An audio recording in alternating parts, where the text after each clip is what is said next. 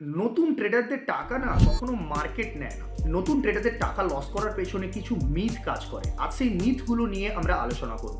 Myth number 1, তারা মনে করে বেশি ট্রেড মানে বেশি প্রফিট। খুব বড় মিস্টেক এটা একটা। বেশি ট্রেড মানে বেশি পরিমাণ ভুল করা।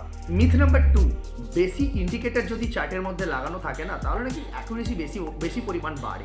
বাট রিয়ালিটি কি? বেশি ইন্ডিকেটর মানে হচ্ছে বেশি পরিমাণ confusion and nothing else. Myth number 3, তারা মনে করে যে বড় টার্গেট ছাড়া ট্রেডিংয়ের কোনো মানে নেই। But small target, small profit is equal to long term survival. এটা ওরা বোঝেই না, এটাই হচ্ছে রিয়ালিটি।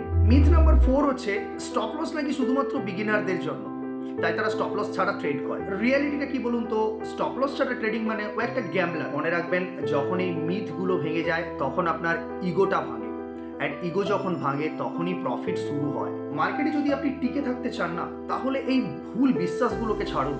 মিথ ফলো করলে আপনার লস কিন্তু গ্যারান্টি হবেই, আর যদি আপনি লজিক ফলো করেন তাহলে কিন্তু প্রফিট আপনার জন্য অ্যাসিওর থাকবে। তো এরকম আরও জিনিস শেখার জন্য গ্রোয়িং বুলকে মাস্ট ফলো করুন।